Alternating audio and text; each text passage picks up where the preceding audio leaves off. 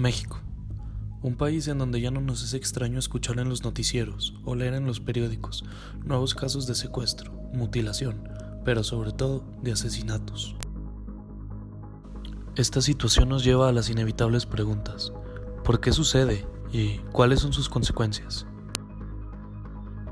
En primera instancia hay que entender el concepto de crimen organizado. El crimen organizado es un grupo social con una estructura determinada y con miembros que se organizan para cometer acciones delictivas. A diferencia del delincuente ordinario, los individuos que forman parte de este tipo de bandas tienen que cumplir responsabilidades así como implementar la estructura. El crimen organizado puede tener diferentes manifestaciones y ocupaciones, tales como el tráfico petrolero, trata de blancas, falsificación de dinero o narcotráfico, siendo este último tema el que más afecta a México. Basándonos en la teoría de Durkheim, podemos decir que el principal impacto que ha tenido la violencia en nuestro país es que los hechos asociados con ella han dejado de ser excepcionales para ahora ser actos normales. Es decir, en nuestro país se ha normalizado la violencia. La forma en la que la violencia ha influido en la sociedad mexicana y al individuo la podemos encontrar en tres etapas claves. La primera es la iniciación como tal en las actividades del crimen organizado, la segunda es la normalización y aceptación de la violencia, y la tercera es la creación y fomentación de la narcocultura como la culminación de la aceptación de la normalización de la violencia. Mala distribución de la riqueza, falta de oportunidades tanto laborales como educativas e impunidad son los tres elementos que la mayoría de los expertos concuerdan son los incentivos de los mexicanos para incluir en las actividades de crimen organizado. Cabe mencionar que estos grupos no cuentan con una ideología o que sus intereses no son políticos. Su finalidad es simplemente conseguir dinero y de esta manera sus integrantes puedan salir de las deplorables condiciones de vida que la mayoría han estado sometidos toda su vida. La relación entre desigualdad y violencia se ve con mayor claridad en los datos presentados por el Coneval en el 2016, donde se menciona que el 7.6% de la población mexicana vive en pobreza extrema y más del 40% en situación de pobreza. Por el otro lado, ese mismo año fue el primero en considerarse el más violento en el sexenio de Peña Nieto, sobrepasando en gran medida los resultados del año 2015. Como mencionamos previamente, otra problemática que fomenta las actividades del crimen organizado son los índices de pobreza laboral que existen en el país. Sin contar con el hecho que, acorde a los datos presentados por la OCDE, las oportunidades laborales formales que existen en México están muy por debajo de los estándares de calidad media del resto de los países que conforman dicha organización. Esto tiene como principal consecuencia que las personas tengan que recurrir a actividades relacionadas con el crimen organizado, principalmente el narcotráfico, para poder tener una fuente de ingresos fija que cubra al menos sus necesidades básicas, volviendo al narcotráfico una de las principales actividades generadoras de empleo en el país.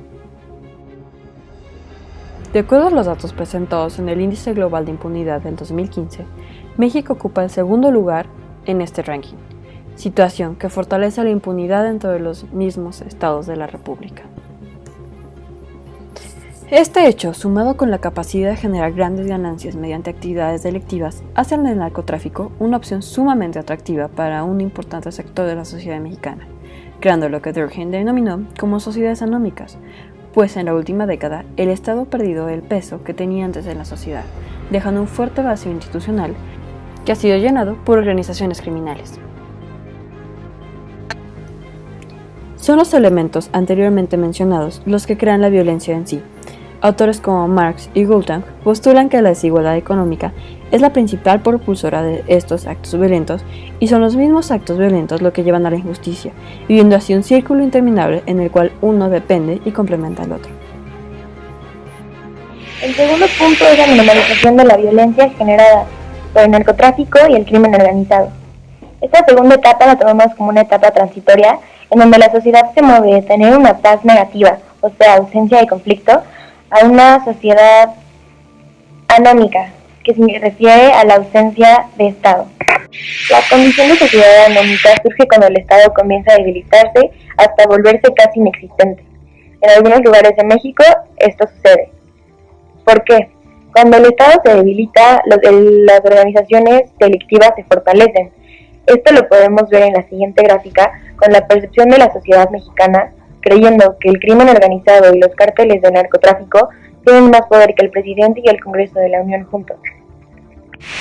La transición a la que nos referimos es el hecho de venir de una sociedad en donde la violencia estaba restringida únicamente para la gente envuelta en actividades ilícitas, a una sociedad en donde todos somos parte de la violencia, donde pasamos de ser testigos a ser actores dentro de este círculo violento. Según Rodolfo Aceves, maestro por el Centro de Estudios Superiores Navales, la sociedad mexicana está perdiendo la capacidad de asombro y de reacción gracias a la impunidad que el Estado mexicano está permitiendo, la cual fomenta la delincuencia y normaliza los delitos. Aplicando la teoría de Durkheim podemos concluir que el hecho excepcional de la violencia se convirtió en un hecho cotidiano.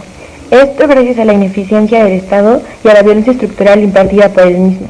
Como podemos ver a lo largo de este análisis, la violencia no es un fenómeno aislado, sino que en México parte de otros fenómenos sociales como lo son el trasiego de estupefacientes y el crimen organizado.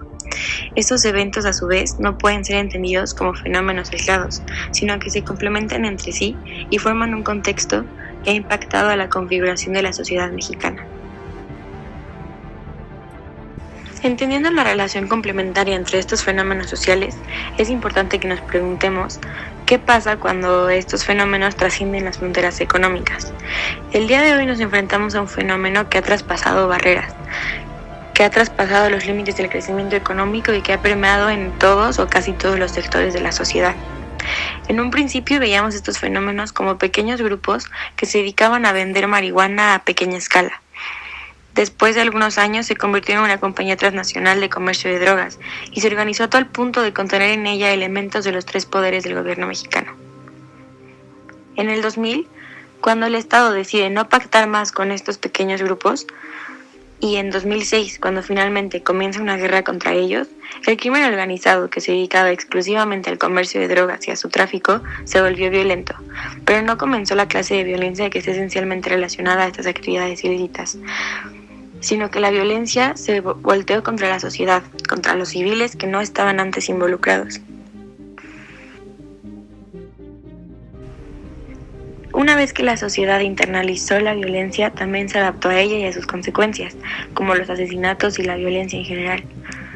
Esto creó también un imaginario colectivo alrededor de estos fenómenos sociales y alrededor de un símbolo o una imagen, que es la del narcotraficante. Estas representaciones permearon en la cultura mexicana y crearon una nueva subcultura, la narcocultura. Esta narcocultura influenció las formas de vestir y de hablar, de la música que se escucha, las costumbres y las actividades del mexicano en general. El impacto fue tan grande que hoy podemos ver la influencia en la educación y el desarrollo de las generaciones recientes.